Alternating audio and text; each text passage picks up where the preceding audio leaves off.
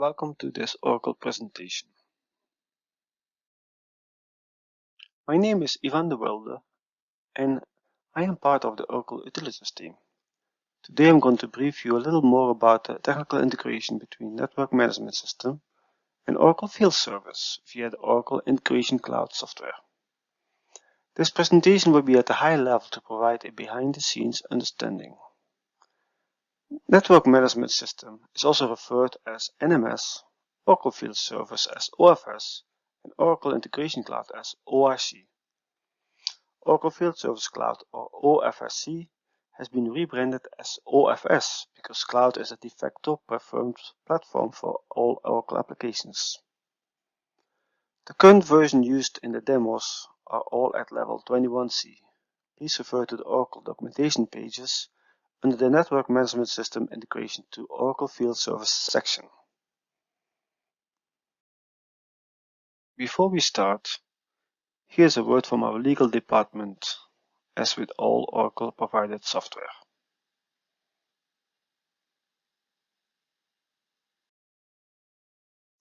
So what are we going to cover in this session? Chapter 1 briefly explains the business solution. Chapter 2 covers more the technical architecture and the components involved. How do these systems communicate and what's needed to synchronize both applications, followed by what customizations are needed and can be done. In Chapter 3, I'll be demonstrating a specific event and show what's happening behind the scenes. Lastly, the last chapter, I will show a little more how you can monitor the OIC portion and how the error handling is done. Chapter 1 Overview. In summary, from a business standpoint, this integration between NMS and OFS is to manage the fieldwork activities and also keep them updated on both applications. Activities are what the mobile worker is assigned on and who can provide feedback back to the NMS application. Interim changes are also updated from OFS into NMS and from NMS into OFS. Chapter 2 Integrated Solution Architecture. In the overview chapter, we have seen what business purpose it serves. But how do these applications work together at a technical level? What are the components? How do they communicate? What's the data flow? Let's discuss each part a little deeper. The Oracle Utilities Network Management System is a set of applications running on-premise only. At this point, there is no cloud version. This enterprise application is a centralized hub for the real-time snapshot of the customer's grid. As you notice in the above diagram, it has several main parts consisting of Oracle software and customized applications. There are rich APIs to communicate with NMS using REST or SOAP. The user interface has a thin and thick client as well as a mobile platform. Next, I will briefly demo the NMS application that you are probably familiar with. I assume most of us will be familiar with NMS at this point, but for those who aren't, let's just quickly go over it. This is the initial screen for NMS. We pick Flex Operations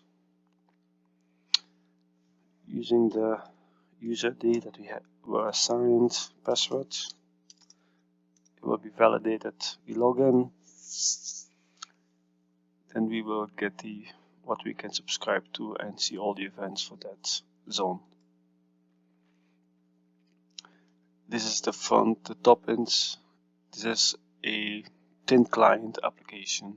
The front is the events, the top.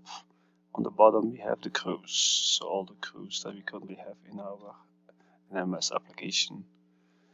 Let's just pick one out here and see what's going on or where it is. So for example, this event, all the details. And if we click on, we can right click here or we can do actions over here. So if we do the view on the map, we can actually see where this is located. So it's in Rimini Avenue Northwest. This is the transformer. Maybe it just blew up. Let's go back. You can also double click on the event or activity and see more details. So it was started at December 14th, and we can get more information about it. Nothing seems to be, it's not completed yet, so they must have not started this.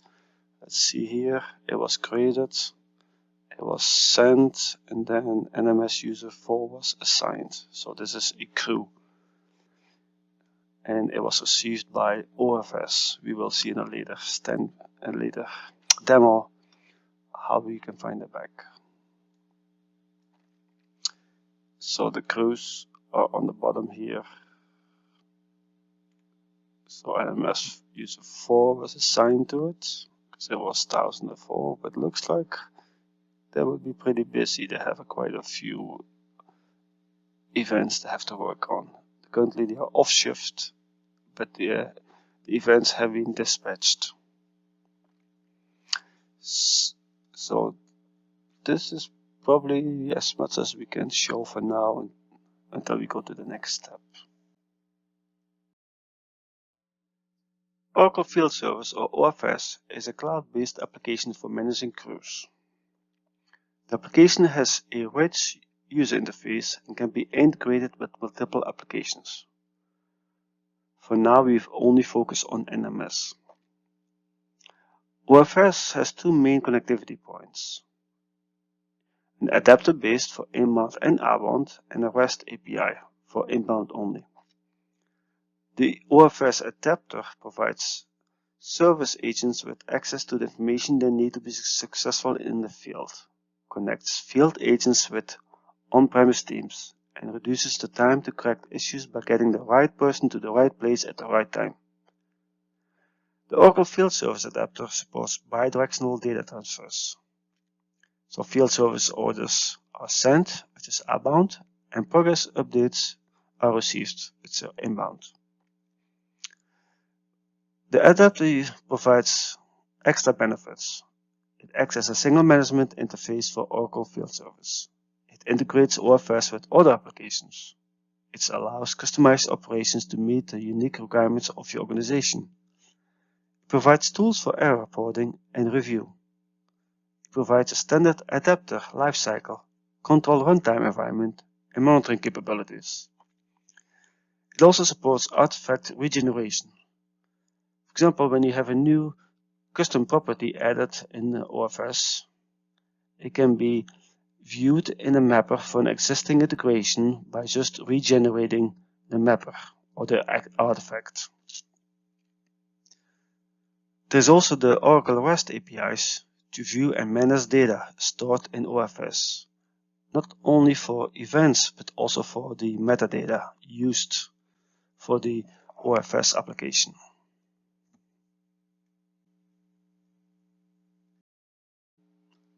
Okay, let's go check out OFS, Oracle Field Services. Sign in with the user password that you got. I'm using the admin here to show some more information.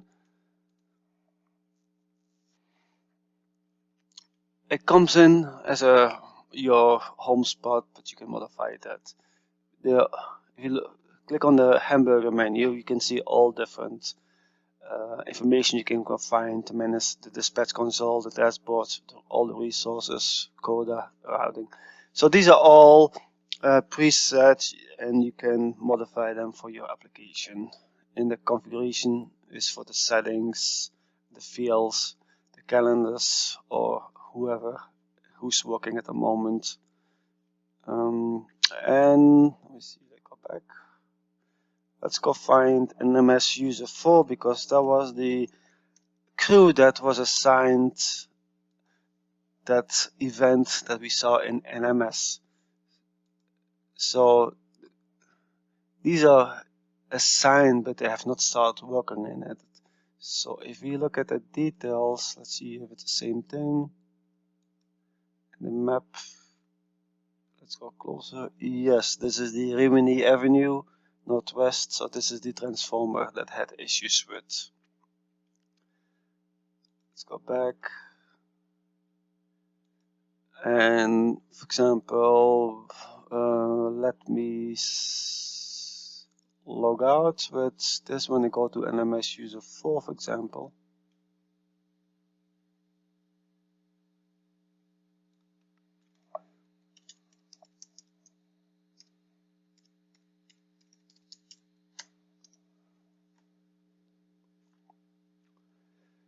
So these are the two. This is the NMS event that we created earlier. So we can also see the details here. It's the transformer. If you look at the map, it should be the same one. So this crew has two events or activities that I should be working on. And we will see that later, how we can do that. So that's it for now. Let's just continue with the presentation. The last component in the integration is the integration middleware portion itself using Oracle Integration Cloud, or OIC. So what is OIC? It's a high-level automation platform to connect data using pre-built adapters and via low-code development. OIC ships with many adapters to Oracle or external applications. To name a few, Oracle EBS, Oracle Siebel, Oracle HCM, but also LinkedIn, Slack, MailChimp, etc. The two used in this integration will be Oracle Field Service Adapter and the REST Adapter. Adapters provide ease of use with no coding involved. Most applications, or most integrations, as we call them, are going through the following phases. It started can be done via incoming request, on a schedule, or on demand. Second, parsing the incoming request, then calling other adapters if needed for more information, transforming all the data according to the outgoing request, calling the target application, and then responding with success or error. All above steps can be accomplished without writing any code using the provided user interface. Previously, I have mentioned how the systems are sending or receiving messages. In this slide, I'll discuss more the differences. NMS is sending REST requests to OIC, which are currently synchronous, so waiting for a response to be returned. In the near future, this might change to improve efficiency. OIC in its turn sends requests to OFS using the provided adapter or REST API, which is also done synchronously. In the previous slide, we talked about a synchronous pattern from NMS to OIC to OFS. This is shown here in the top picture on this diagram. However, vice versa, when data is changed in OFS, it becomes asynchronously. An OFS change triggers an event in the form of a JSON request that is forwarded to OIC. OIC receives and completes the request as needed. In this section, let's briefly cover what are the configurations needed during setup. As discussed earlier, we have three applications, and they have to communicate with each other. So from an OIC standpoint, we need to create a connection. So we have stated that we have REST connections to NMS and OFS, but we also have to set up an adapter connection to OFS as well. These connections you set up the host name, the user ID, password, and also the security level between the applications. The second portion that we have to do during the setup is customizations of lookups. Lookups is really the ORC name for DVM or data value map, and is configured for translation between the applications. The configuration guide has a list of all the lookups and the individual fields. Though one lookup that definitely needs changing is the email addresses, the from and a to inside the lookup named as shown here in the bottom diagram. After the integration package has been imported, the connections have been created and the lookups customized. The two applications NMS and OFS are required to be synced the first time and also periodically using a scheduled timer. The first required sync is the admin sync to create and or update the NMS fields into OFS. This is to ensure that the fields and data in NMS correspond with the data shown in OFS. In the previous slide is the list what data will be synchronized in OFS. So we have the pick list, field equipment, phases, the manufacturers, the crew types, the control zones, work zones, pick list, ENV map, and customer types. However, as stated before, OFS can be used for multiple applications at the same time. So all the NMS fields are preceded by NMS underscore, such as NMS underscore single phase toggle. Now for the second synchronization, OFS is the master and managing the resources known as crews in NMS.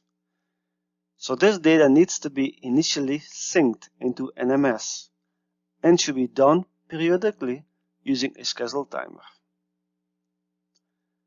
In contrary to the static fields synchronized via the NMS admin sync, OFS does send, create, and or update events whenever changes occur to these crews/resources. Chapter 4. Create activity. In this chapter, we'll demonstrate a quick call from NMS to OFS to show the applications and behind the scenes.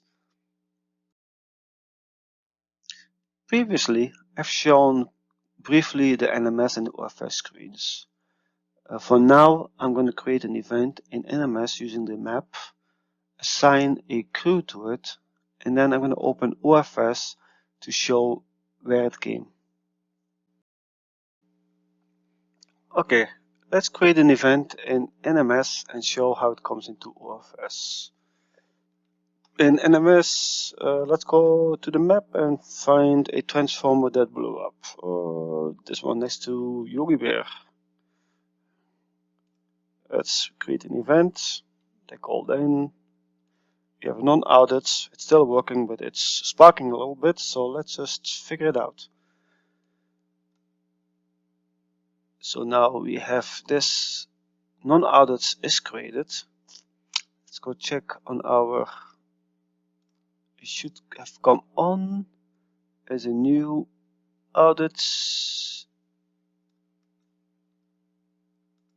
And this is our new one. It just came in, and I believe the crew NMS user 3 is on shift and available. So let's just assign NMS user 3 crew to this event so they can go check it out. Okay, so the Oracle Field Service crew now will see this event came in, and if we check out on the map, it shows up as the non-outage next to Yogi Bear. So now the crew can start it. They say, hey, we are on our way. They can cancel it, suspend it, look at nearby activities to see maybe there's some other ones that will be impacted. So now the next slide or the next demonstration, we will see what's happening behind the scenes inside ORC. The initial activity creation in NMS triggered the activity process or ORC integration. But prior to calling OFS or completing the initial request, it might need more data to complete the necessary transformations. And this can be done by calling NMS, OFS, or any other applications. In this case, above is the high-level data flow that a request undergoes prior completing and returning. So the request from NMS came into ORC and followed the default flow. So it will call the event type from OFS. It will call the resource time zone to make sure it's sent to the correct time zone. It will insert the activity, and then we also have to search and replace links if needed, because that cannot be done at the first call. So if any errors occurs, we will call the error handler, and otherwise we will just complete and return to NMS. Once you open ORC, you can retrieve the instance that was triggered by the above NMS chains. However, details might not be shown in your case if the integration isn't active with tracing turned on. So you can only see the full details of every instance if tracing is turned on. While the incoming message here is shown in XML, in reality the request was sent in a JSON format. But the internal adapter converts it into XML so that these fields can be used throughout the duration of the execution, and because of that the fields can be dragged and dropped, for example in transformations, also known as maps. Okay, let's go find this NMS event back into ORC to find the details and see if it really happened correctly. So this was our event T15234, and it was event number 1019. We also have seen from the previous slide that the integration is called activity process.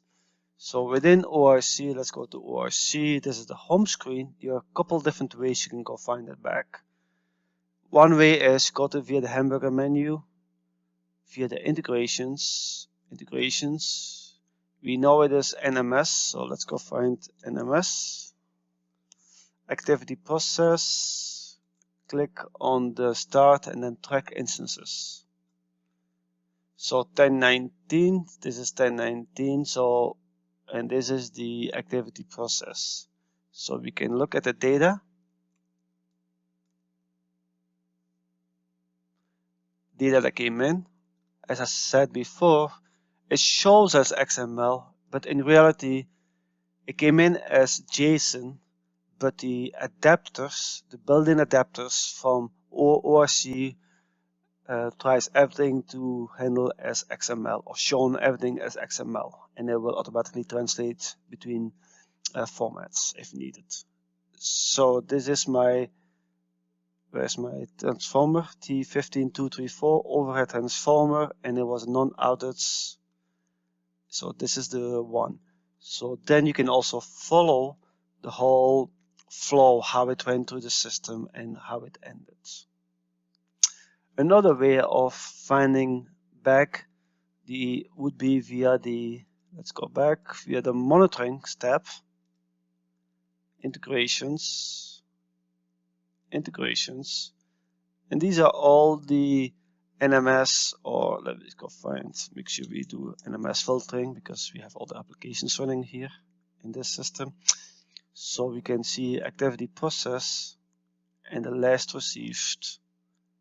So we can click over here and we also see all the events or instances, let's call them instances, for this application, for this integration. Okay, let's go to the next slide. After the execution has been successfully completed, the activity will be created in OFS, as shown in the previous demo in our case. Any change on either end will trigger a reverse direction request. All instances can be viewed inside ORC and should be reflected in the corresponding application. As we have seen in the previous demo, activity creation also comes back. So there is logic in place that activity creations do not go into an infinite loop, as each activity will have a source system allocated to it and will be stopped when the request comes into ORC. This is also applicable, of course, for other integrations within the system. Chapter 4, Monitoring. Let's briefly show how ORC can be monitored. As demonstrated in the previous section, all instances can be found in the ORC instance and can be viewed. There is a dashboard that will provide a high-level information on how the cloud instance health is at the moment. So you have your runtime health, how many messages received, the amount of errors, the hourly request, daily request, and you can modify these ones as you please. As I have shown briefly, instances can be tracked by integration name, by time, and other filters. For example, in the picture above here, we see the activity process, and we see all the instances created and when they were created, how long it took, if the status is success or error.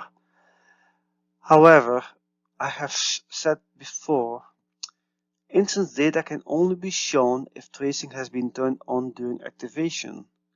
In a production environment, that is not advised, but pre-production is a good tool to review the data flow and any potential issues. Okay, so what about errors? There are a couple ways of looking into errors. For example, if you have an instance, you can click on the instance name resource and it will show you where the instance stopped. In this case, an error on the fourth and the get work skills details, for example. Then, depending on how you have customized your lookups, it will or it will not send an email to the source application. Okay, let's just go back here briefly to our instance NMS 41 that was successful. So you can click on the activity and we can confine back how this was completed. Since it was successful, let's make it a little bit bigger. You can see it came in on the default path, assigned, get the event type, the time zone, and for each activity it completed. And it went all the way through the default and returned to a successful completion. If this was an error, it would show you one of these activities should be read, as shown on the diagram in the previous slide. That's how you can see back and forth what's going on and where it stopped. Any errors that have occurred in any of the integrations, the common error handler integration will be called. Then, depending on your customization lookup, it will send an email to the email address configured. For the asynchronous OFS application, we can now also use the chat or the collaboration option in case errors occurs. In that case, the crew that initiated the request and something happens, they will get a chat notification if any errors occurs during the execution. This concludes our brief technical overview from this new NMS OFS integration. This is by no means a full representation of the implemented solution, but a quick intro on some of the features and capabilities. As usual, please refer to the provided documentation for more information regarding the installation, configuration, and customization. I hereby hope this presentation provided some insight for you. Thank you for your attention and feel free to contact Oracle Utilities for more information. Have a wonderful day.